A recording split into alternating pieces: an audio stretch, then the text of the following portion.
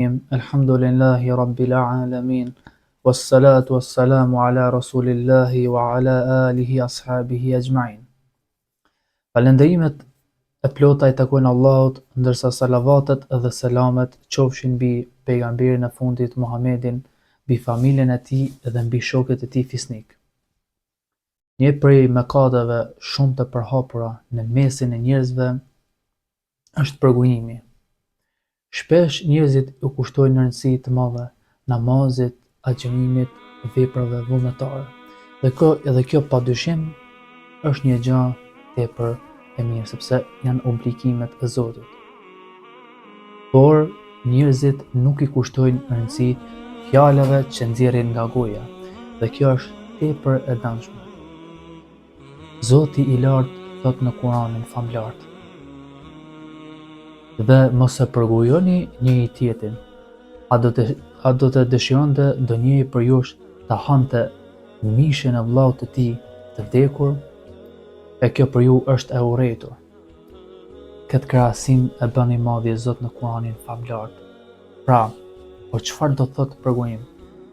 Profeti Muhammed I pyeti sahabët: a di se çfarë është përgojimi? Ata I thanë: Allahu dhe I dërguari I tij e din më së miri.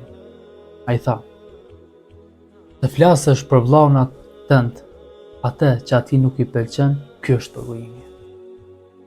Prandaj pastaj shtoi pejgamberi sallallahu alaihi wasallam ku tha: kush beson Allahun dhe ditën e fundit, le të flas mirë ose le të hesht. Fjala e mirë, vëllezër të nderuar, mund t'ia ndryshojë ditën dikujt, ndërsa fjala e keqe mund t'ia ndryshojë gjendjen dhe mund ta mërzisë, mund ta lëndojë. Dhe kjo padyshim që është një vepër tepër e rëndë në fenë islame. Është një vepër e urryer, sepse më e dobishme është të flasim për një çështje të cilën ka në dobi në jetën tonë. Është më e hajrit të flasim për Allahun, të flasim për veprat e mira, të flasim për Islamin, sa të marrim të përgojim dhe njëri tjetrin. Çfarë do të thotë përgojim? Përgojim do të thotë të flasësh për dikën atë që atij nuk I pëlqen. Pra, ky është përgojimi. Ndërsa shpifja është të flasësh diçka që ai nuk e ka. Kjo quhet shpifja.